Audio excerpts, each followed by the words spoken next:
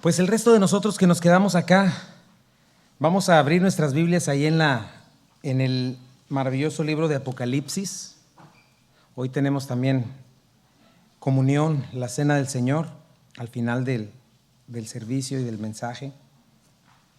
Y estoy muy agradecido por el privilegio de poder predicar la palabra verso a verso, especialmente en un tiempo como este, tan lleno de falsa doctrina, diferentes cosas, y nuestra encomienda es esa, predicar todo el consejo de Dios. Creemos que es poderosa para transformar y Dios ha dejado su voluntad ahí, ¿no? Y bueno, estamos en este libro de Apocalipsis, a veces muy mal interpretado, a veces abandonado, y creemos que el texto clave es: bienaventurado el que lee y los que oyen las palabras de esta profecía y guardan las cosas en ella escritas, porque el tiempo está cerca. Aprende de memoria ese versículo. Y yo creo que este libro va a traer mucho entendimiento para nosotros y nos va a abrir los ojos también, porque uno de los problemas de la iglesia es que pensamos que Jesucristo vino a darme mi mejor vida ahora, que Jesucristo vino a dejarme una religión, para que no me vaya mal, un amuleto, o a darme principios o máximas de cómo vivir mejor en la tierra, pero no es así. Jesucristo vino a vencer el imperio de la maldad y la venció en la cruz del Calvario. Eso es en un sentido espiritual, lo hizo, desarmó a los principados y potestades, dice la palabra. Pero por otro lado, Él viene a recuperar lo que es suyo. Recuerda, ahorita este mundo no está reinando Dios en el sistema de este mundo, ¿verdad? ¿Quién está reinando? Satanás, el espíritu que ahora opera en los hijos de desobediencia. No sé si tú estés contento, pero yo no estoy contento con tanta maldad, no estoy contento con mi naturaleza pecaminosa. ¿O tú estás contento con tu naturaleza pecaminosa? No, ¿verdad? Se siente horrible tener siempre que estar batallando con esto y luego salir, injusticias, esto, todo aquello, ¿verdad? Tenemos que entender algo. Apocalipsis nos recuerda que Jesucristo viene a deshacer todo eso y a hacerlo nuevo. Jesucristo viene físicamente, ¿verdad? Y precisamente en este tiempo de dificultad vino precisamente y habló a Juan en un tiempo de mucha dificultad y le mostró el futuro. Y le mostró este libro, la carta magna de nuestra victoria, ¿verdad? Y en esta carta magna de victoria, bueno, pues tenemos precisamente cómo el Señor va a quitar al usurpador de ese lugar y cómo va a recuperar lo que le pertenece, ¿verdad? Y hemos sabido ya que Él, cuando está sentado en este lugar, el Dios Altísimo le da un rollo al Cordero que está de pie, que es Jesucristo, que con su preciosa sangre nos ha libertado, ¿verdad? Y nos ha redimido de todo lenguaje, lengua y nación, ¿verdad? Y Él tiene este rollo que representa el título de propiedad de la tierra, y para retomar lo que es suyo, para rescatarlo, arrebatarlo del malvado, tiene que comenzar a quitar cada uno de estos sellos. Ahora, estos 7 sellos abarcan el último periodo de 7 años llamado la Gran Tribulación, que estamos esperando. Ahorita está en pausa el reloj profético, ¿verdad? Cada sello ya hemos visto que representa un juicio divino específico que se va a ir derramando secuencial y cronológicamente sobre la tierra, y va a aparecer con Cristo, va a terminar con la aparición de Cristo en toda su gloria. Sabemos ya, por lo que hemos visto, que los primeros 4 sellos son parte de los primeros 3 años y medio de este último periodo de 7 años, que está dividido en 2 partes. El Señor le llama este tiempo el principio de dolores, de las primeras contracciones, ¿verdad?, que se desatan cuando Jesucristo abre los sellos. Y lo primero que surge son estos 4 jinetes, que son el principio nada más, ¿no? El banderazo de salida. La clave para saber que la cuenta regresiva ha comenzado es la falsa paz, pacto que hace este líder anticristo con Israel, una falsa paz, engaño, ¿verdad? Y después comienzan los 3 siguientes sellos, ¿verdad? El resultado de confiar en este falso maestro, este falso líder, este falso Mesías, ¿verdad? El siguiente sello rompe con la paz. El siguiente sello trae guerra, ¿verdad? Violencia y destrucción. El tercer sello trae una terrible hambruna sobre la tierra, al punto de que tienen que racionar la comida. El cuarto sello trae enfermedad y muerte, ¿verdad? Es el juicio de Dios, la espada, el hambre, la enfermedad, fieras de la tierra. Y yo pensaba terminar los 2 sellos siguientes hoy, pero me quedé con el 5.º sello, ¿verdad? Hoy vamos a verlo. En este sello vamos a ver cosas muy interesantes como esta, mi hermano. No estamos muy acostumbrados a escuchar esto, Pero el quinto sello es la oración por venganza.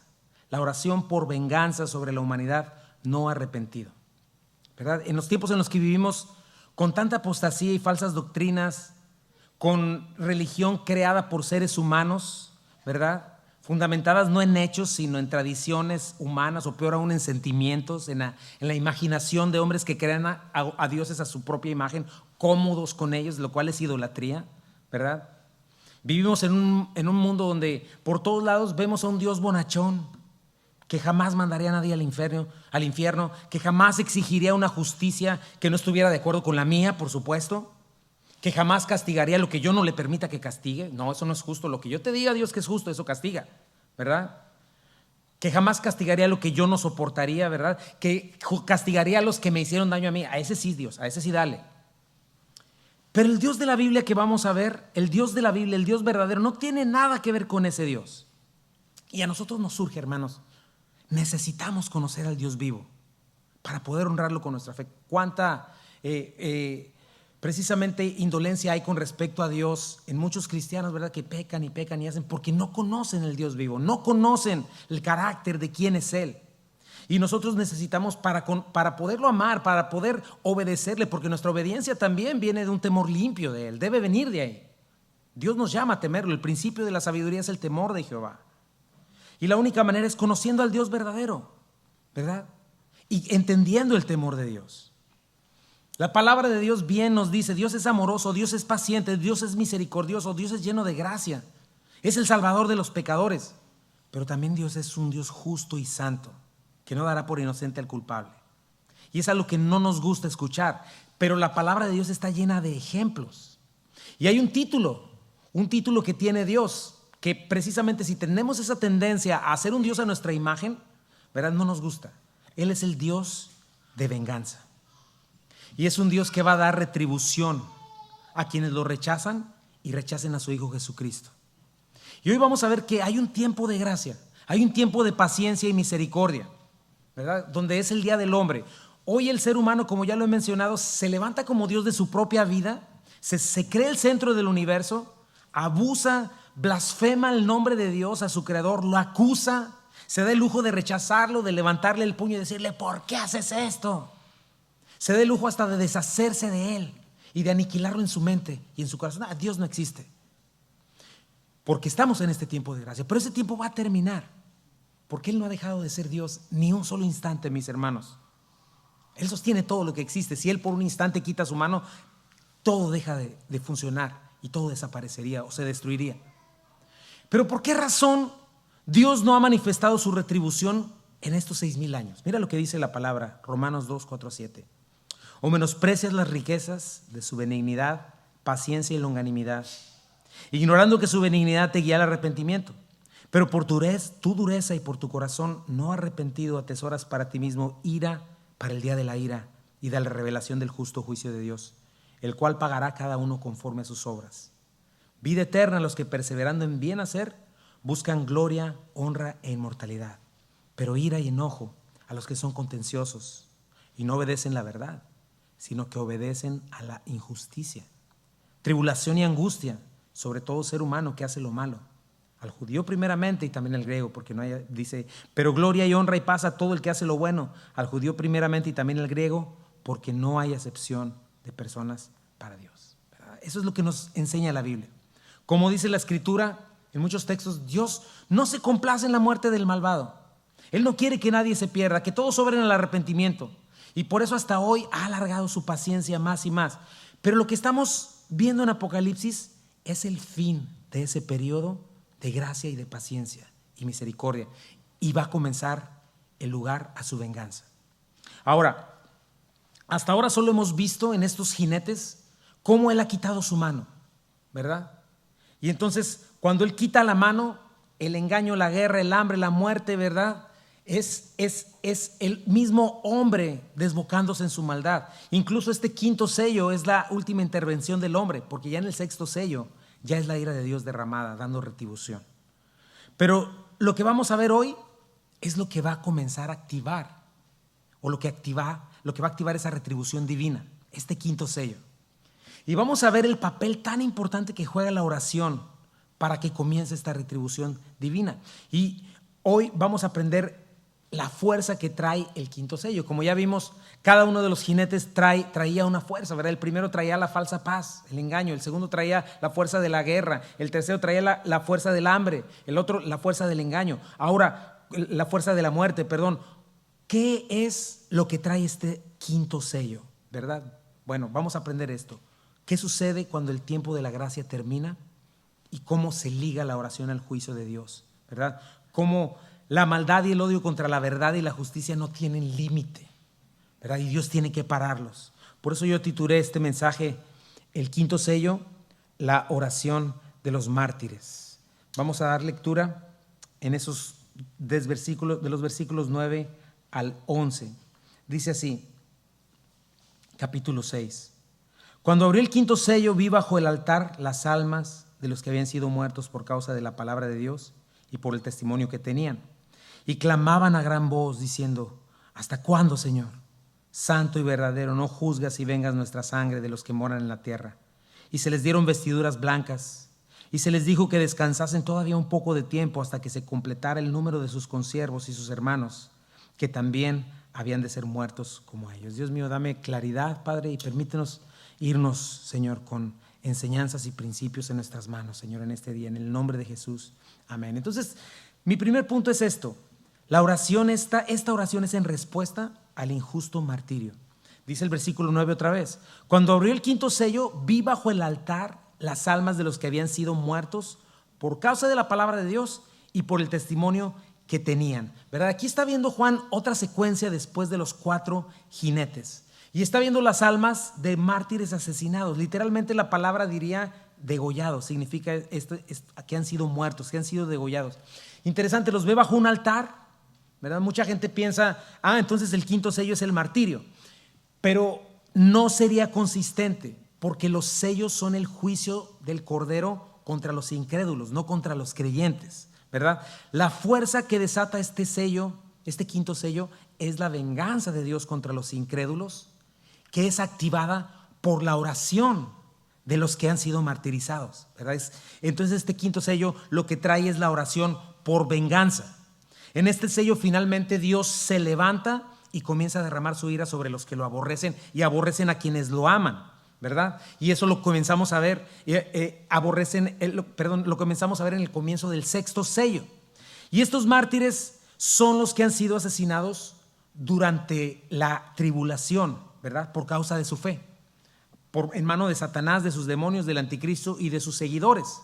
Y alguien podría preguntarse, bueno, pero la iglesia ya no está, ¿no? Efectivamente, la iglesia ya no está en este momento, ya fue arrebatada. Pero imagínate, nosotros hoy estamos hablando del evangelio constantemente, estamos hablando de este libro profético. Cuando la iglesia sea arrebatada, surge este hombre como líder mundial, ¿verdad? Y comiencen a cumplirse cada una de las cosas que tú y yo estamos hoy diciendo, ¿verdad? La gente que no se fue en el arrebatamiento, que no creyó o que creyó falsamente, de pronto va a decir, esto ya lo había escuchado. Esto me muestra que todo lo que estaba escrito y que escuché por muchos años, que me dijo mi amigo, mi primo, mi tío, mi hermano, o el loco este que tenía que vivía a la vuelta de mi casa, es verdad. Y entonces va a haber un avivamiento muy grande, ¿verdad? Que así como la maldad se va a multiplicar de una manera impresionante, también va a haber un avivamiento. Y la Biblia nos dice aquí en Apocalipsis que va a haber incontable multitud de mártires que van a entregarse a Jesucristo en este periodo, ¿verdad? Se van a entregar a Jesucristo. Claro que el costo de creer en Jesucristo en este tiempo va a ser sin duda el martirio. ¿Por qué? Bueno, pues el peor enemigo de la mentira es la verdad. Los mentirosos temen la verdad de una manera terrible. El peor enemigo de las tinieblas es la luz. El peor enemigo de la injusticia es la justicia. Eso no es nuevo, ¿verdad? Y lo que están haciendo estos malvados es que no van a soportar a estos creyentes diciéndoles, esto viene en la Biblia, viene el juicio de Dios, y los van a querer silenciar, ¿verdad? Hoy mismo nos están silenciando a nosotros, ¿verdad? Sistemáticamente están silenciando a los cristianos en redes sociales, en todos los medios. Pon atención, porque la cultura de nuestros días, como en aquel tiempo, pero más fuerte, es esta, la narrativa. El problema son los cristianos. El problema de esta sociedad son los cristianos. Los cristianos son los malvados, porque todo lo que hablan es un discurso de odio y lo que hay que hacer es callarlos, ¿verdad? Simplemente en este país, en los países occidentales, ¿verdad? La persecución que estamos viviendo todavía es a nivel de medios de comunicación y un poco en presión laboral. Pero pon atención, hoy en día no puedes poner ciertas frases y palabras en redes sociales porque te cancelan, ¿verdad? O empresas literalmente te pueden despedir. Con el simple hecho de que tú digas, no, no es cierto que Black Lives Matter, All Lives Matter, te pueden correr por esa parte. Que tú digas, no, no es cierto que somos una sola raza. No, no es cierto, sí existen géneros entre hombres y mujeres, ¿verdad? Y afirmar que alguien en su locura que creerse que lo que no es está mal. Por esas cosas te pueden meter, te pueden correr. O te cancelan, o te sacan de Facebook, o te sacan de las redes sociales. Hoy y aquí, ¿verdad? En este tiempo, la persecución son redes sociales o laborales. Pero estamos viendo cómo eso está aumentando poco a poco, mi hermano. Hay lugares donde la persecución se eleva a un nivel gubernamental, ¿verdad? Porque ya hay leyes que castigan con cárcel a quien se atreve a hablar en contra de las maldades que ya te dije. De hecho, está sucediendo en Europa, ¿verdad? Están metiendo a la cárcel a pastores y los están corriendo de sus denominaciones por predicar la moral bíblica de Génesis en cuanto a un hombre y una mujer. Ya no puedes predicar públicamente en las calles de estas cosas. ¿Por qué? Porque te pueden arriesgar, te pueden arrestar, puedes ser arrestado, y ha sucedido, está en las noticias. Bueno, no en las noticias que ves en la televisión, pero está sucediendo. En lugares como China, la persecución todavía es más dura. Ahí los que creen en Jesucristo les cuesta todo, los meten en campos de concentración, ¿verdad? Tienen en esos campos de concentración, ¿sabes qué hacen? Venden sus órganos, literalmente, los venden a otros musulmanes, a otras personas, ¿verdad? Y te cuesta la vida. Y sucede un fenómeno que va a suceder en aquel tiempo. Cuando esto pasa a nivel global y social, para la cultura y la sociedad se convierte en algo correcto humillar, discriminar, golpear y hasta matar a los que no estén de acuerdo con esta narrativa. Por ejemplo, no sé si te estés dando cuenta del antisemitismo global que se está levantando. ¿Qué es antisemitismo? El odio contra los judíos. Lugares como Nueva York, Los Ángeles, lugares especialmente como Europa, en Inglaterra, en Francia, donde un musulmán tomó a una viejecita de 60 años, judía, maldiciéndola y toda, la golpeó, la aventó desde un tercer piso, la mató, y después de 2 años de juicios dejaron ir al muchacho, porque mayormente la gente en Francia es musulmana, y dijeron, no, ¿sabes qué? Hay que dejarlo ir porque estaba bajo la influencia de la marihuana.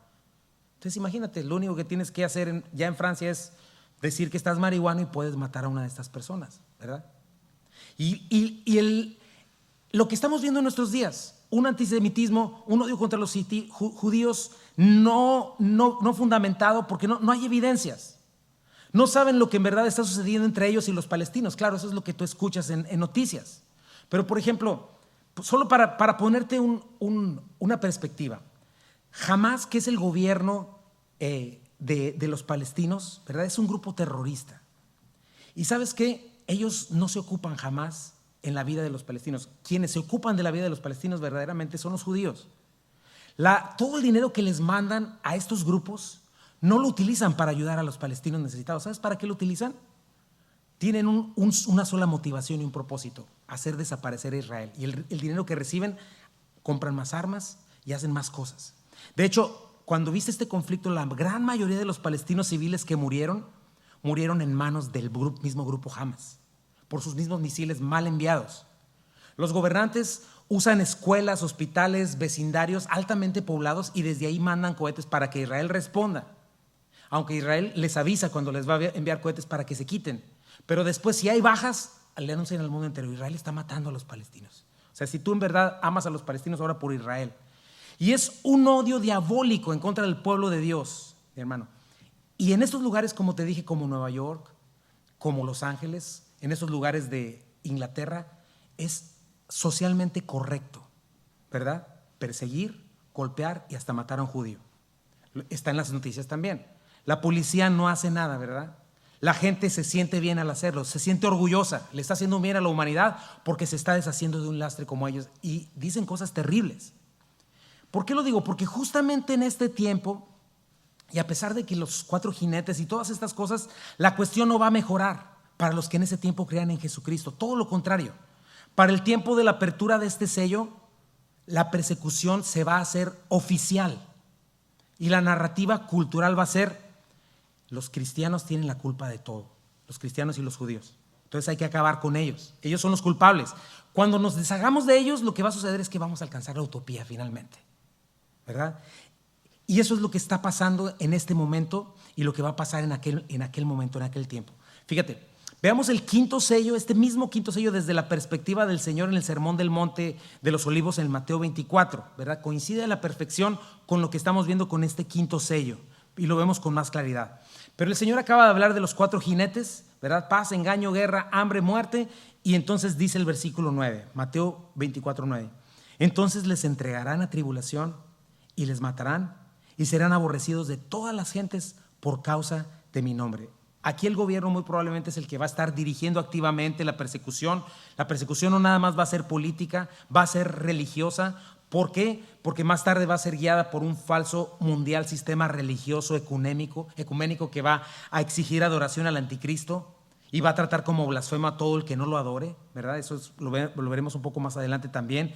Pero el Señor nos dice que en este tiempo también todos aquellos que falsamente creyeron en Jesucristo al principio, como siempre sucede, por temor a la persecución, se van a volver atrás. Y tanto engaño que va a haber.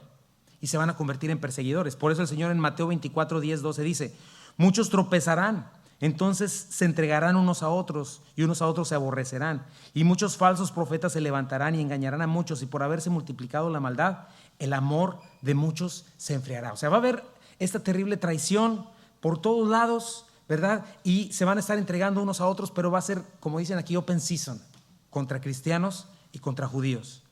Ahora, sabemos que la fe genuina se fortalece dentro de la prueba, pero la persecución destruye la fe falsa, ¿verdad? Y eso es lo que vamos a ver. Por eso dice Mateo 24, 13: mas el que persevere hasta el fin, este será salvo, ¿verdad? No es que porque permanezca va a ser salvo, sino que porque permanece va a manifestar que su fe es genuina, ¿verdad? Pero en este tiempo va a haber tantos falsos cristos, falsas religiones como en ningún otro tiempo. Dice Mateo 24, 14: y será predicado este evangelio del reino en todo el mundo para testimonio a todas las naciones y entonces vendrá el fin. ¿Qué significa esto? ¿Verdad? Que a pesar de la carnicería que se va a levantar en contra de los creyentes en el evangelio va a seguir siendo predicado, ¿verdad? El testimonio de que Dios no quiere que nadie se pierda, pero al mismo tiempo va a ser el testimonio un peso más para los que van a ser juzgados por rechazar al Señor. Más adelante vamos a estudiar en los siguientes capítulos cómo va a haber 144,000 judíos predicando durante toda esta segunda parte, ¿verdad? Dios los va a proteger milagrosamente. No solamente eso, vamos a ver a 2 testigos que van a estar predicando el evangelio y el fin del mundo, y que dice increíblemente que cuando vengan a atacarlos va a salir fuego de su boca porque no los van a poder matar, ¿verdad? Los que aborrecen la verdad los van a querer apabullar a cualquier costo, ¿verdad? Como ahora en nuestros días, pero eso no va a suceder. Por si fuera poco, en el capítulo 14 vamos a ver que un ángel, antes de los últimos juicios, un mismo ángel va a estar predicando a todos el evangelio por el cielo, ¿verdad? Y muchos van a creer, muchos no lo van a hacer, ¿verdad? Se van a endurecer. El punto de aquí es que los verdaderos creyentes van a sostenerse hasta el final, a pesar de la persecución. Pero la apertura del quinto sello va a ser el principio de la intensificación de esto, ¿verdad? Y va a llegar a un nivel altísimo hasta el momento llamado la abominación desoladora. Ahorita vamos a hablar un poquito de eso. ¿De qué se trata esta abominación desoladora? Dice Mateo 24: por tanto, cuando veas en el lugar santo la abominación desoladora de la que habló el profeta Daniel, el que lee entienda. Entonces los que están en Judea huyan a los montes. El que esté en la azotea no descienda para tomar algo de su casa. Y el que esté en el campo no vuelva atrás para tomar su capa, ¿verdad? Esta es la abominación desoladora. Este quinto sello se abre poco antes, pero comienza, la persecución se empieza a intensificar y llega a su primer clímax en este momento, a la mitad de los primeros 7 años, a los 3 años y medio, ¿verdad? De persecución. Se le llama, el Señor la menciona hasta el versículo 15, ¿por qué? Precisamente por esto, porque se sucede poquito tiempo después, porque la narrativa no va a cambiar, ¿verdad? Sino que se va a aumentar, va a empeorar. Durante los 3 años y medio, ¿qué era el anticristo para el mundo? Un líder político, un salvador de la situación, el que produjo paz y seguridad y les dice, va a haber paz y seguridad. Pero cuando suceda este evento, va a dejar de ser un líder político y se va a convertir, él a sí mismo se va a poner como Dios. ya no solamente como líder político, y va a exigir adoración a sí mismo, ¿verdad? Así como los emperadores romanos exigían que los adoraran y el que no dijera que era Dios moría, ¿verdad? Ellos tenían que decir César es Dios. Los cristianos, para no morir, solo tenían que decir César es Dios, y ellos decían no, Jesucristo es Dios. Y es muy importante, mi hermano, en el tiempo en el que Él se va a destapar como Dios, ¿verdad? O se va a hacer pasar por Dios, porque lo que estamos viendo en el sexto sello es que el cielo comienza a caer literalmente en pedazos y se enrolla como un pergamino y se rompe a la mitad.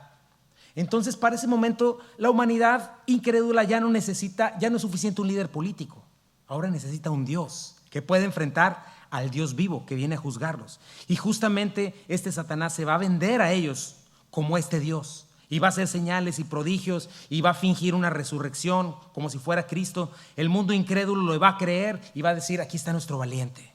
Y ese Dios no va a poder contra nosotros porque aquí siempre hemos sido fuertes y nos vamos a poner de pie a pesar de lo que sea. Ya sabes, toda esa narrativa que ves en todas las películas de Hollywood, ¿verdad? Y vamos a renacer con nuestra civilización. Todo este asunto, así es como el mundo piensa.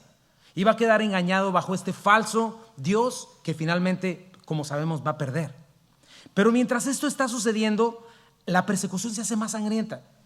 Todo el mundo en este tiempo se convierte en un homicida. El Señor dice después en Apocalipsis que no se arrepienten de sus homicidios porque ya no hay restricción de ley, ni de policía, ni del Espíritu Santo, ¿verdad? Quien ya quitó su restricción del pecado. Y el mundo entero está desembocado a la maldad y a la violencia. Y tiene esta narrativa, eres una buena persona, eres un buen ciudadano si matas a un cristiano. Como decían en mis tiempos allá, ¿verdad? Que nada que ver, pero se decía, mata a un chilango y es patria. Qué horrible, ¿verdad? Nada que ver. Pero en este tiempo va a ser así, mata a un cristiano, mata a un judío y sé un buen ciudadano, porque estos cristianos son el problema. Y cuando se acaben, la utopía va a regresar y vamos a ser libres, ¿verdad? Lo que dice el Salmo 2:2, los reyes de la tierra se preparan para la batalla, los gobernantes conspiran juntos contra el Señor y en contra de su ungido. Rompamos las cadenas, gritan, y liberémonos de ser esclavos de Dios. Pero el que gobierna en el cielo se ríe, Él se burla de ellos, ¿verdad? Entonces esto es lo que va a estar pasando en este momento. Por eso el Señor habla literalmente lo que dice de las azoteas, de los montes. Está hablando de la geografía de este lugar, ¿verdad? Los judíos habían hecho un pacto previo con Él y la única salida va a ser que huyan inmediatamente, ¿verdad? El Señor por eso les dice, si estás en la azotea, huye, no te regreses. Si estás en el campo, no te regreses.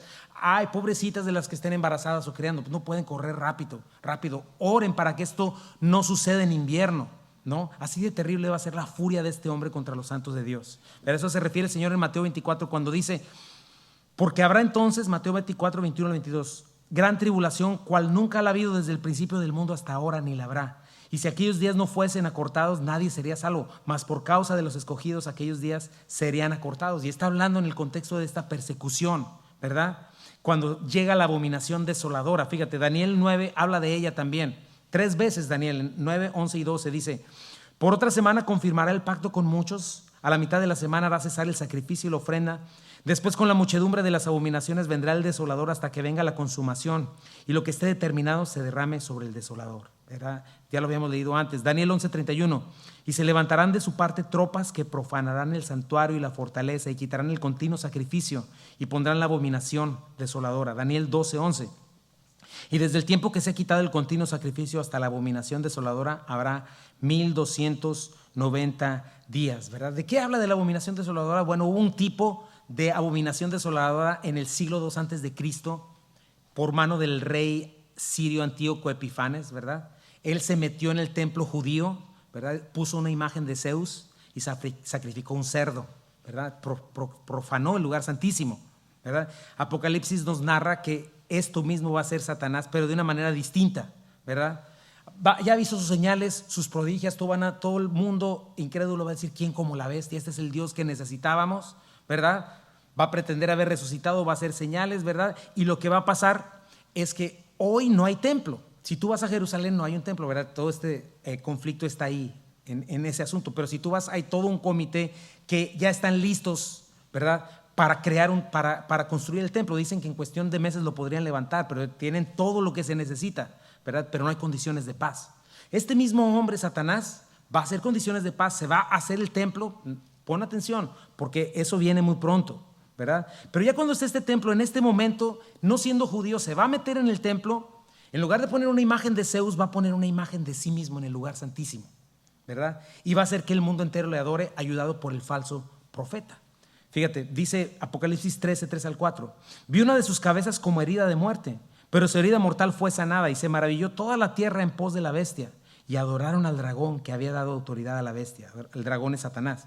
Y adoraron a la bestia es este anticristo. ¿Quién como la bestia? ¿Quién podrá luchar contra ella? O sea, ni Dios va a poder contra ella. Qué mentira. Apocalipsis 13, 5 al 7.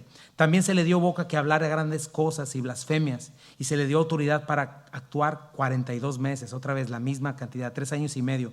Y abrió su boca en blasfemias contra Dios, para blasfemar de su nombre, de su tabernáculo y de los que moran en el cielo, y se le permitió hacer guerra contra los santos y vencerlos, ¿verdad? A todos estos creyentes y judíos de este tiempo, ¿verdad? Persecución y muerte para los cristianos va a estar a gran escala, ¿verdad? Lo puedes leer con calma en Apocalipsis 7 al 9 en adelante. Vamos a leer algunos textos de ahí, pero van a ser muchos los que se van a salvar para gloria de Dios. Fíjate lo que dice Apocalipsis 7, 9. Claro que les va a costar la vida. Dice: después de esto miré, y aquí una gran multitud, la cual nadie podía contar, de todas las naciones, tribus y pueblos y lenguas, que estaban delante del trono y en la presencia del Cordero, vestidos de ropas blancas y con palmas en las manos. Entonces uno de los ancianos, ¿verdad?, un representante de la iglesia, habló diciéndome: estos que están vestidos de ropas blancas, ¿quiénes son? ¿Y de dónde han venido? Juan le responde, ¿verdad? Yo estoy diciendo, yo le dije: Señor, tú sabes. Y él me dijo: estos son los que han salido de la gran tribulación y han lavado sus ropas y han emblanquecido en la sangre, y las han emblanquecido en la sangre del Cordero.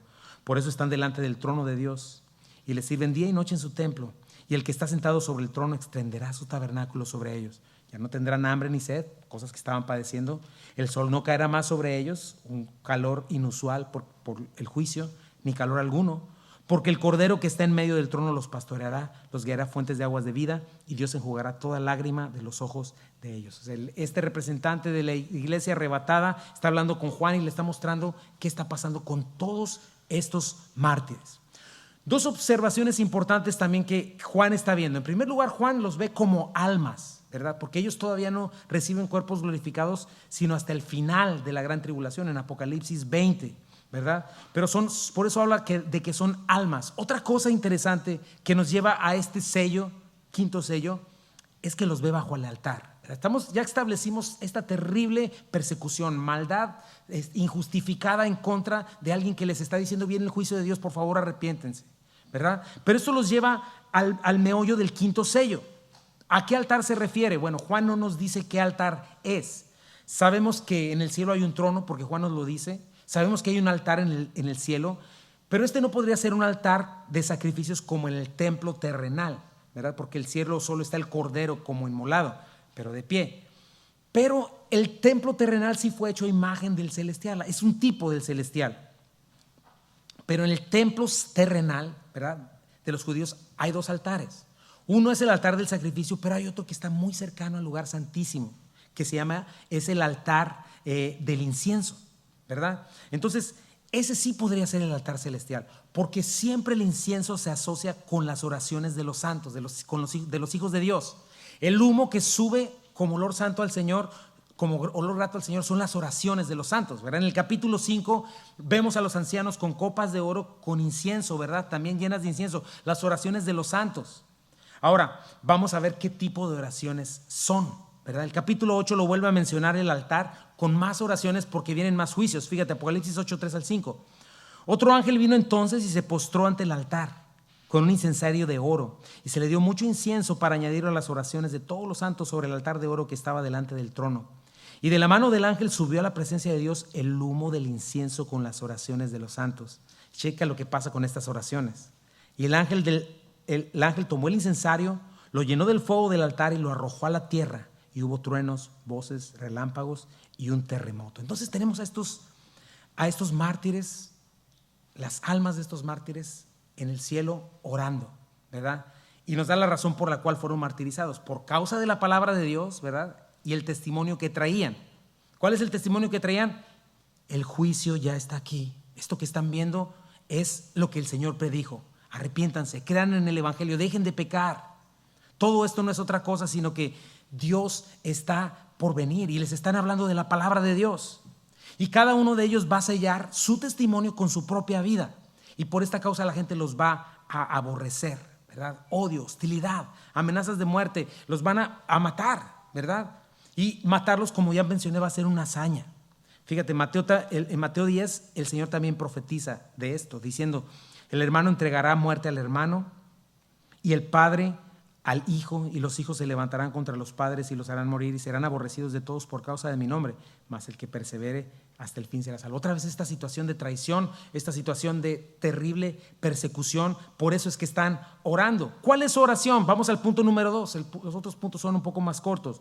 Dios responderá la oración por venganza. Dice: y clamaban a gran voz, diciendo: ¿hasta cuándo, Señor santo y verdadero, no juzgas y vengas nuestra sangre en los que moran en la tierra? Bueno, ya lo mencioné, ¿verdad? El quinto sello no es el martirio, ¿verdad? Porque ese sería el juicio de Dios, y Dios no va a desatar su juicio sobre los suyos, sino sobre los impíos.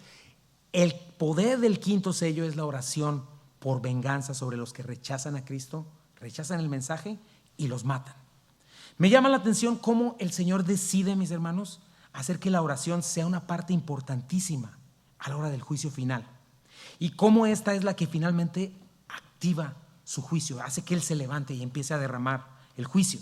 Muchas veces no lo entendemos así, ¿verdad? Pero ¿sabes qué es algo por lo que estamos orando cada vez, por ejemplo, que oramos conforme a la oración modelo que nuestro Señor nos enseñó? Fíjate, Mateo 6:9 dice: ustedes pues orarán así: Padre nuestro que estás en los cielos, santificado sea tu nombre, venga tu reino, hágase tu voluntad como en el cielo, así también en la tierra. Estamos orando por este momento.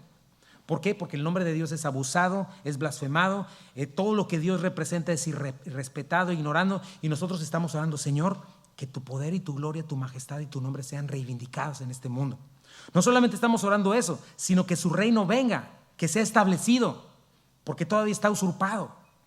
Y justamente estamos viendo que esta oración va a ser respondida en este momento, ¿verdad? Estamos orando que su oración, que su voluntad sea hecha, así como en el cielo se hace, se haga aquí, porque aquí se hace la voluntad del príncipe de la potestad del aire, en este sistema del mundo, ¿verdad? Y hoy en día es lo que vemos, ¿no? Este príncipe que opera en los hijos de desobediencia, es evidente que es el que está reinando, no Dios. Y estamos orando para que ese sistema caiga cada vez que oramos de esto, y que el Señor subyugue a sus enemigos. Entonces, no tenemos que tener en poco nuestras oraciones, mis hermanos. No debemos ver la oración como una formalidad.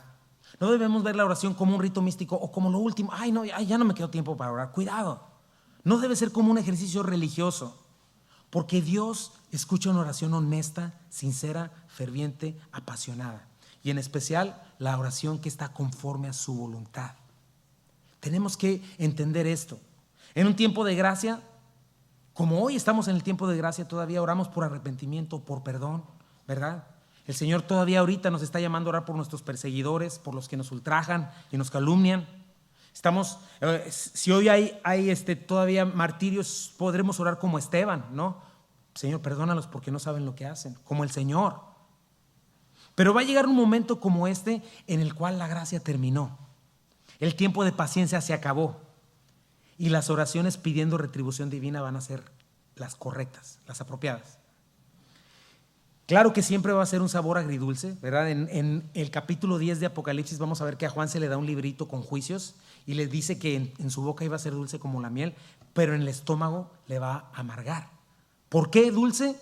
Porque están respondiendo esas peticiones: Señor, que tu nombre, tu majestad sean vindicados, que la justicia perfecta finalmente ya triunfe, Señor. Y eso va a traer un gozo tremendo, pero al mismo tiempo trae amargura, porque el juicio que se avecina es terrible. Porque la gente que decide creer la mentira va a quedar en un desengaño eterno, condenación eterna, desesperación eterna, dolor eterna, tinieblas totales por la eternidad, sin lugar al perdón, sin lugar a salir de ahí. Ahora, tenemos que entender algo, mi hermano. Esta no es una oración de venganza egoísta. Las oraciones no están centradas en los mismos mártires. Mira lo que me hicieron, pobre de mí. No, ellos están en el cielo, ya no tienen una naturaleza pecaminosa.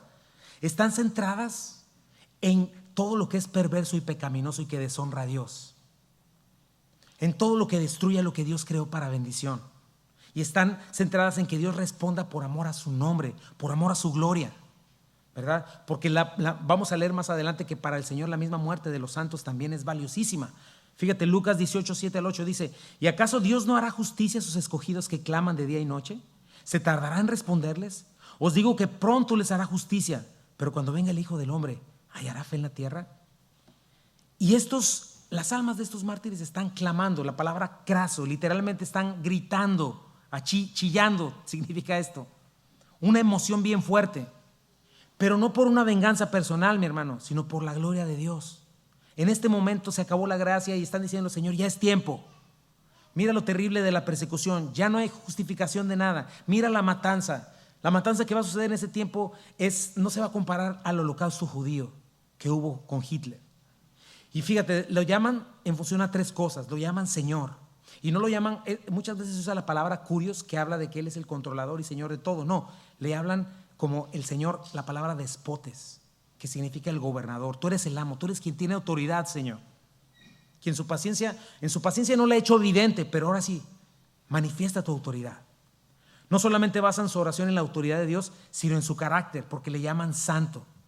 ¿Qué significa? Que Él no va a dar por inocente al culpable, que en Él no existe una pizca de maldad, de suciedad, que puede y debe juzgar al pecado, que ya es tiempo que juzgue al pecador no arrepentido, aquel que se entregó a su maldad sin retorno. Y tercero, lo llaman verdadero, porque Él es fiel a su palabra, fiel a sus promesas, fiel a sus profecías. Y Señor, cumple cada una de ellas, que toda rodilla se doble ante ti, ¿verdad? Y otra cosa interesante, lo llaman Dios santo y verdadero, así como llaman al Padre, Dios santo y verdadero. Jesucristo es uno con el Padre. Y le hacen la pregunta, ¿hasta cuándo, Señor? ¿Hasta cuándo te vas a levantar? ¿Verdad? Yo siento eso muchas veces al ver las injusticias que se cometen, mi hermano, en contra de verdaderos hombres de Dios. Cuando vemos las cosas que pasan en Egipto, que degollan a los cristianos, que suceden, que van todos estos los fulani y sacan a gente, matan niños, hacen terribles cosas en contra de los cristianos, ¿verdad? Y tiendes a sentir eso, Señor, ¿hasta cuándo, Señor, vas a poner tu mano? ¿Verdad? Dice Pablo, somos contados como ovejas de matadero por causa de tu nombre. Pero justamente es en este momento que el Señor va a comenzar a hacer justicia. Y la oración ya no es perdónalos porque no saben lo que hacen. La oración ya es, Señor, haz justicia, haz venganza. ¿Hasta cuándo va a ser Satanás y sus anticristo destruidos? ¿Hasta cuándo la maldad va a ser aplastada? ¿Hasta cuándo los malvados van a ser juzgados? ¿Hasta cuándo te veremos sentado en tu trono con todos tus enemigos debajo de tus pies en esa tierra que tú creaste? Y cuando se refiere a los que moran en la tierra, siempre se está refiriendo a los que no escucharon, a los que se endurecen, a los que a pesar de ver todas las cosas van a decir no y van a maldecir a Dios, ¿verdad? Esa es la fuerza de este sello, mi hermano. A partir de este sello, de este 5º sello, ya no hay más oraciones por perdón. Ya no hay más oraciones de perdónalos porque no saben lo que haces. Ya no hay más oraciones por ora por tu enemigo. Ya no hay más oraciones por pon la otra mejilla. Ya no hay más oraciones por más paciencia, por más longanimidad. Ya no hay más perdón a nuestros enemigos. Eso es lo terrible de este sello. Y es un juicio para el mundo incrédulo. En este momento, las oraciones llenas de gracia terminaron. Y es hora de orar para que Jesucristo tome lo que le corresponde como gobernante de la tierra y aplaste a sus enemigos. Y en este momento el principio de dolores está por escalar de una manera impresionante y se va a convertir en la gran tribulación para los malvados, ¿verdad? Cuando el 5º sello ha sido abierto, este es el punto. El tiempo de la gracia ha terminado.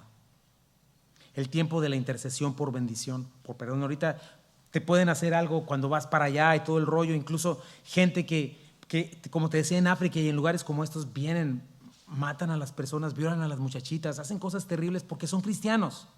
Y todavía el Señor nos dice, ora por tus enemigos, ora por ellos, ora porque se arrepientan. Para este momento, toda oración de intercesión por bendición, por perdón, por arrepentimiento, porque también ahorita todavía oramos, Señor, que haya arrepentimiento en estas personas, Señor, que no se queden así.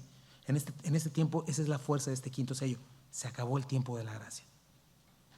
Y es impresionante, mis hermanos, que Dios se liga a nuestras oraciones. Por eso te lo pido, no tengas en menos los tiempos de oración. Ven los jueves, por favor, obedece. No los cambies por nada. Tenemos que orar juntos, tenemos que clamar al Señor porque todavía hay tiempo de gracia. No pierdas la oportunidad. Es una prioridad. Ahora checa lo que el Señor responde, ¿verdad? Porque no hemos llegado, para este tiempo no ha llegado ni siquiera la abominación desoladora. Mira lo que responde el Señor. Y es mi punto tercero y último. Dios recompensará y dará palabras de consuelo a sus fieles. Y se les dieron en primer lugar vestiduras blancas. ¿Sabes qué implica este texto? una recompensa a cada uno de ellos. El favor de Dios. Este manto largo blanco, ¿verdad?, que llega hasta los pies. ¿Qué simboliza este? Porque ellos todavía no tienen cuerpos, pero son como los ángeles, que también son espíritus. ¿Pero qué significan? ¿Qué simbolizan estas vestiduras blancas? La gloria de la redención. La blancura. ¿Qué representa la blancura? La justicia, la santidad, la dignidad. El honor eterno de haber sido emblanquecido con la sangre del Cordero, como ya lo leímos más arriba. No tienen este cuerpo redimido, pero es honra de parte de Dios. Por eso te pido que pongas atención, mi hermano, porque esta es la recompensa de aquellos que creemos en Jesucristo y somos limpiados. Pero es una recompensa para los que en verdad se niegan a sí mismos, para los que en verdad toman su cruz y siguen al Señor. Una fe falsa, una conversión falsa no va a recibir esto. Hay un lugar especial para los hipócritas, y eso nos dice la Biblia. Para los que deciden confiar en sí mismos, para los que deciden, yo creo a mi manera, yo lo hago a mi manera, estos están muy loquitos. Cuidado. Para los que ponen apariencia de piedad. Negarse a sí mismo, mis hermanos, es un gran precio. Pero si lo haces hoy, no es el mismo precio que pagarías si te toca quedarte. Y este texto es verdadero, mi hermano, es tu decisión. Creerlo, seguirlo, o seguirle creyendo a tu corazón perverso y engañoso y decir, no es cierto. Cuidado. Dice el versículo 11, aparte de este ropaje blanco, y se les dijo que descansasen todavía un poco de tiempo. ¿Verdad? Dios mismo les consuela. Les dice, descansen, disfruten del cielo, disfruten de mi presencia. De aquí en adelante, gozo indescriptible por la eternidad. Dejen que termine esta gran tribulación. 3 años y medio nada más. No más de 4 años. ¿De qué van a disfrutar? Ya lo leímos. Yo le dije, Apocalipsis 7, 14 al 17, Señor, tú lo sabes. Y él me dijo, estos son los que han salido de la gran tribulación y han lavado sus ropas y las han emblanquecido en la sangre del Cordero. Por eso están delante del trono de Dios. Le sirven día y noche en su templo. Y el que está sentado sobre el trono extenderá su tabernáculo sobre ellos. Hay un templo también, hay un tabernáculo. El versículo 16, ya no tendrán hambre ni sed. El sol no caerá más sobre ellos ni calor alguno, porque el Cordero que está en medio del trono los pastoreará y los guiará a fuentes de aguas de vida. Y Dios enjugará toda lágrima de los ojos de ellos. Esa es mi gran esperanza con Raúl y con toda la gente que parta antes que nosotros y aquellos que entreguen su vida por el Evangelio. Consuelo para ellos. No se preocupen. Les dice el Señor, ustedes han vencido, han sido lavados de sus pecados, lavados de su injusticia, han sido perdonados porque la sangre del Cordero, por la fe, les ha dado esta vida. ¿Verdad? Ahí quédense tantito, voy a hacer lo que tengo que hacer, no se preocupen. Versículo 11, hasta que se completara el número de sus consiervos y sus hermanos, que también han de ser muertos con ellos. ¿De qué nos habla esto de la sabiduría? De la soberanía y la sabiduría de Dios. Dios sabe exactamente cuántos, sabe quiénes, y hay este número exacto de mártires, ¿verdad? Una gran multitud, la cual nadie podía contar. Apocalipsis 9. Piensa en la misericordia y la bondad de Dios. Cuánta paciencia. Pero observa el camino a la salvación. ¿Quién es, mi hermano? Jesucristo. Ser lavados con la sangre de Cristo, recibir perdón de pecados por medio de su vida, muerte y resurrección. Es importante esto, mi hermano. Nadie fuera de Cristo será salvo. Y todo aquel que sea condenado morirá por su pecado y por su maldad. Eso es algo que debes de tener en cuenta. En el pasado, en el futuro y ahora. Toda gente que esté en el infierno, ¿sabes una cosa? Estoy seguro que es como estas personas, pero en su momento. Dios, de alguna manera, siempre les dio testimonio de que necesitaban arrepentirse. Otra cosa importante es, la expresión de los consiervos y hermanos se refiere a aquellos, los que están vivos, los que quieren serle fiel al Señor y que quieren tener este privilegio, ¿verdad? De que quizá les toque morir, pero probablemente no. Los otros, el otro grupo, son los que sí van a entregar su vida por la verdad. Entonces, mis hermanos, estas son verdades reveladas a nuestras vidas que no podemos ignorar, mis hermanos. Para recapitular y amarrar todo esto y tener la cena del Señor. La primera es, entiende que nuestro Dios es fuego consumidor. Sí es amor, pero es fuego consumidor. Es el Dios de las venganzas. ¿Cuántos salmos imprecatorios? ¿Verdad? Imprecatorio significa esto, es haz justicia, haz venganza. Hay muchos. Vamos a leer algunos. Fíjate, Deuteronomio 32, 35. Mía es la venganza y la retribución. Salmo 79, 10, 12. Porque dirán las gentes, ¿dónde está su Dios? Sea notorio en las gentes delante de nuestros ojos. La venganza de la sangre de tus siervos fue derramada. Llegue delante de ti el gemido de los presos. Conforme a la grandeza de tu brazo, preserva a los sentenciados a muerte y devuelve a nuestros vecinos en su seno 7 tantos de su infamia que te han deshonrado, oh Jehová. Salmo 94, 1. Jehová, Dios de las venganzas, muéstrate, engrandécete, oh juez de la tierra, da el pago a los soberbios. Y él hará volver sobre ellos su iniquidad y los destruirá en su propia maldad. Los destruirá Jehová nuestro Dios. Segunda de Tesalonicenses, dirás, ese es el Antiguo Testamento. Vamos al Nuevo Testamento. Segunda de Tesalonicenses 1, 6 al 9. Porque es justo delante de Dios pagar con retribución a los que les atribulan, y a ustedes que son atribulados darles reposo con nosotros, cuando se manifieste el Señor Jesús desde el cielo con los ángeles de su poder. ¿De qué está hablando? De lo que acabamos de ver. En llama de fuego para dar retribución a los que no conocieron a Dios, ni obedecieron el evangelio de nuestro Señor Jesucristo, los cuales sufrirán pena de eterna perdición, excluidos de la presencia del Señor y de la gloria de su poder. Romanos 12, 19. No se vengan ustedes mismos, amados míos, den lugar a la ira de Dios, porque escrito está, mía es la venganza, yo pagaré, dice el Señor. Porque cualquier falta que nos hayan hecho a nosotros, en primer lugar Jesucristo ya la pagó, y toda falta que sucede en primer lugar es contra Dios, ¿verdad? Si a nosotros nos hicieron algo mal, ya fue pagado en la cruz lo que nos debía, quien sea y lo que hayan hecho, ¿verdad? Pero la oración siempre es, la venganza es de Dios, ¿verdad? Dios, tenemos una deuda infinita. Hebreos 10, 26 dice, porque si pecamos voluntariamente después de haber recibido el conocimiento de la verdad, ya no queda más sacrificio por los pecados, sino una horrenda expectación de juicio y de hervor de fuego que ha de devorar a los adversarios. Pues conocemos al que dijo, mía es la venganza, yo daré el pago, dice el Señor. Y otra vez, el Señor juzgará a su pueblo. Horrenda cosa es caer en manos del Dios vivo. Mis hermanos, tenemos que creer y tenemos que crecer en el conocimiento de este Dios. No podemos darnos el lujo de ser pecadores sin vergüenzas. Decir, pues así soy, el Señor me conoce que soy re débil. Cuidado con ese pensamiento. Cuidado con estar viviendo de una manera que Dios no le agrada sabiendo esto. Por eso necesitas temor de Dios. Necesitas saber, hay momentos en los que ya se te dieron todos los principios, momentos en que ya sabes lo que tienes que hacer y no lo haces por desobediente. Cuidado, porque esa es una desobediencia muy grande. Es pecar voluntariamente y es no tener en cuenta al Dios vivo y Dios verdadero, el Dios de la Biblia, quien sí merece tu alabanza, tu amor, tu admiración, pero también tu temor limpio. No lo tengas en menos, porque Él no va a dar por inocente al culpable. Otra cosa que aprendemos es que su palabra se va a cumplir al pie de la letra. Somos extranjeros y peregrinos aquí, mis hermanos. El mundo nos aborrece, sí, porque aborrece a nuestro Señor. Y es un privilegio ser vituperados, calumniados y perseguidos por causa de su nombre. Porque si el mundo habla bien de nosotros y el mundo nos aplaude y nos echa porras, cuidado.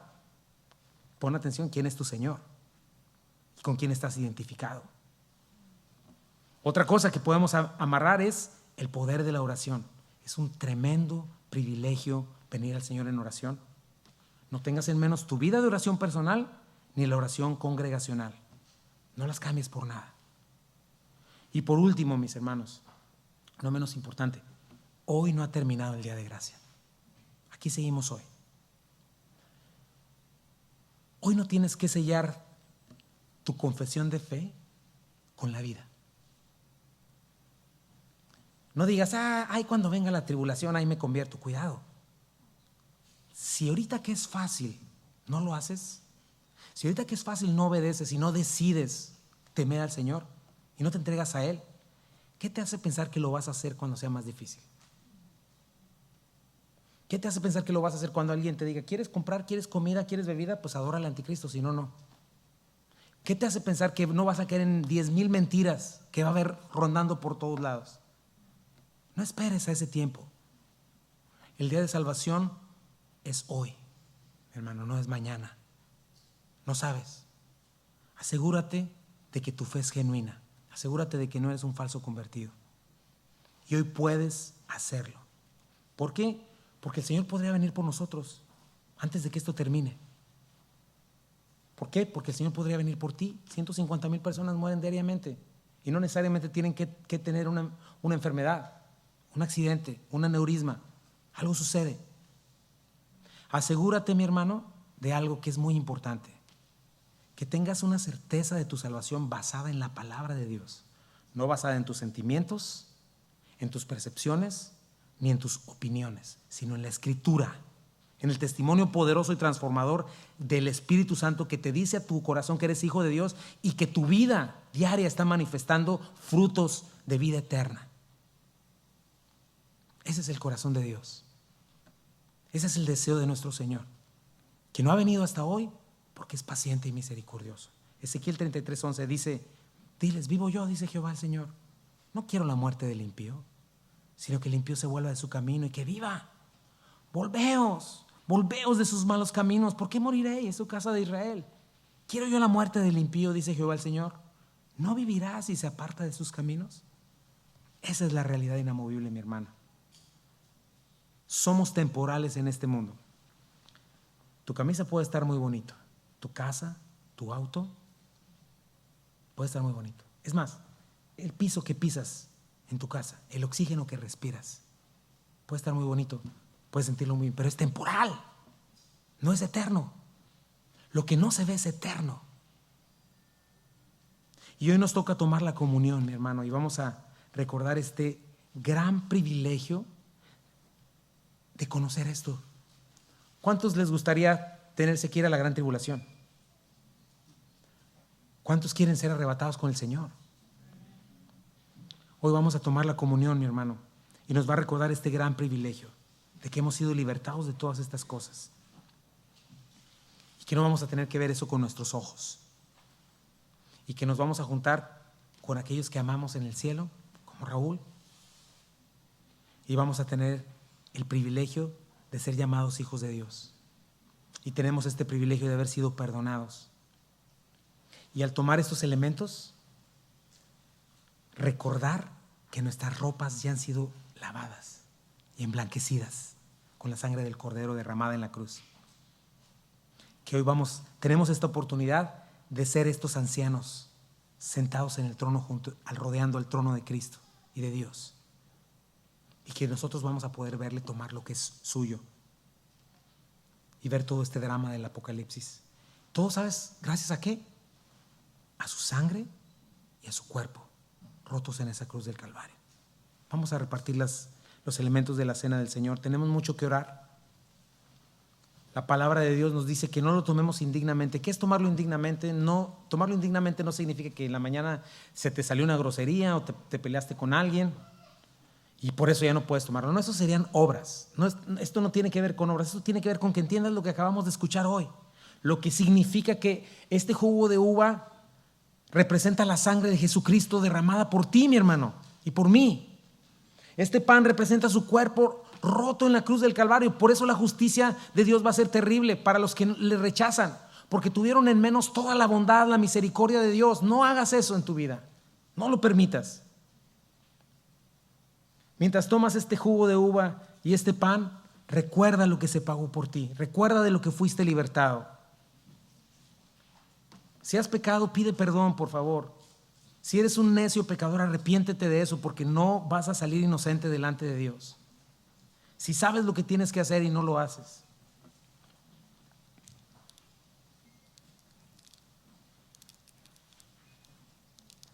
Dice así: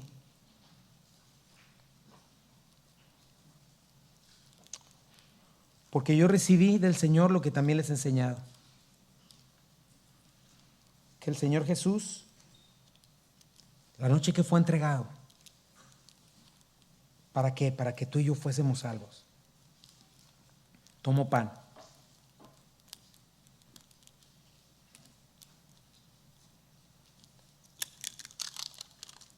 Y habiendo dado gracias, lo partió y dijo: tomen y coman. Esto es mi cuerpo que por vosotros es partido. Hagan esto en memoria de mí. Mis hermanos, este no es un rito místico. Estamos recordando en este pan lo que Jesucristo hizo por ti y por mí. Cada uno de sus latigazos, cada espina que perforó su cabeza, cada escupitajo, cada humillación, la separación entre Él y Dios que nunca había sucedido, es a lo que nosotros debimos haber recibido. Y Él lo recibió en nuestro lugar. por nosotros es partido. Recuerden esto, hijos míos. No sean como los incrédulos, como los hipócritas, como los ignorantes. Sean entendidos de lo que Jesucristo, de lo que hice por ustedes. Dice Jesucristo. Puedes tomar el pan.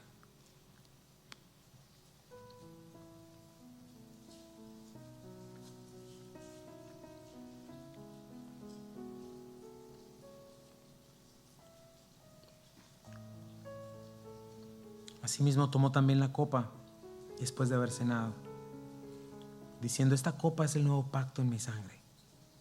Hagan eso todas las veces que la bebiereis en memoria de mí. Dice la palabra de Dios en Hebreos que sin derramamiento de sangre no hay remisión de pecados. La paga del pecado es muerte. Por cuanto todos pecamos, estamos destituidos de la gloria de Dios. Uno solo de tus pecados delante de un Dios santísimo te merece toda la condenación eterna. Toda. Si tú todavía piensas: ay no, eso es para tanto, no conoces todavía la santidad de Dios y estás teniendo en menos el sacrificio de Cristo en la cruz. Uno solo de tus pecados y mis pecados es suficiente para condenarnos. Y tú y yo no pecamos una vez nada más. Sin embargo, Jesucristo fue a morir por nosotros y su sangre fue derramada. Es la tuya y la mía, la que debió haber sido derramada. Y su preciosa sangre nos dice aquí que es la que nos emblanquece, es la que nos lava. ¿Por qué? Porque la justicia de Dios, toda nuestra injusticia, nuestra porquería y cochinada, Jesucristo se vistió de ella y la cargó en la cruz. Y cuando tú y yo creemos, toda su justicia, su bondad, su belleza, su santidad es puesta en nuestra cuenta y somos vestidos de ella. Y un día lo veremos como estos mártires en nosotros. Esa es la justificación.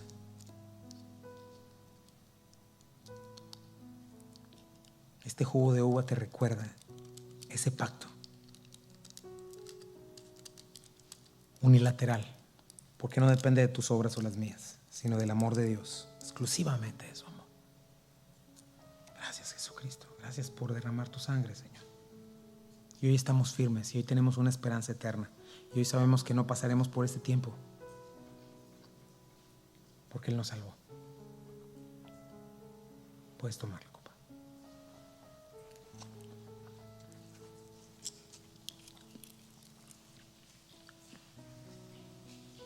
Así pues, todas las veces que coman este pan y beban esta copa, la muerte del Señor anuncian hasta que Él venga. Anunciamos, Señor, tu muerte, resurrección y esperamos en ti, Señor.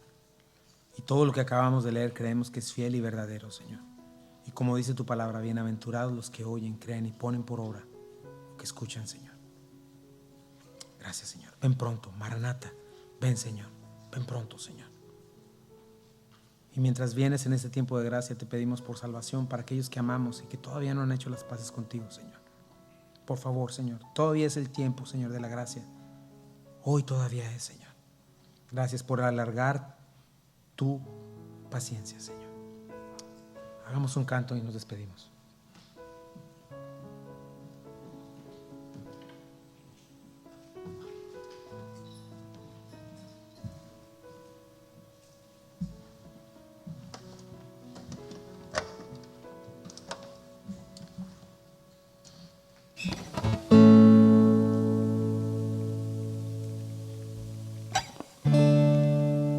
Vamos a cantarlo con la pura guitarra y dile: si abatido y dolido estás, cansado de tus faltas cargar, llamando está Cristo. Si al final de tu camino estás, sin recursos, sediento estás, llamando está Cristo. Ven ante su trono, el Padre te recibirá.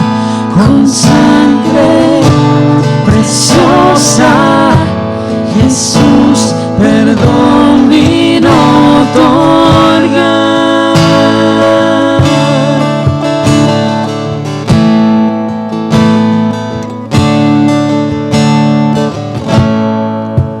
Deja atrás tu vergüenza y pesar. Ven a Él, no hay razón de esperar. Llamando está Cristo. Gozo por penas se cambiará.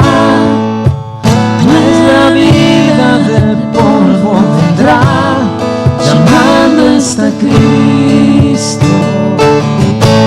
Ven ante su trono, el Padre te recibirá con sangre preciosa. Jesús perdón vino a otorgar. Que Salvador es, maravilloso es Él. Canta aleluya, Cristo vive. Póstrense ante Él, de todo Él es Señor. Canta aleluya, Cristo vive.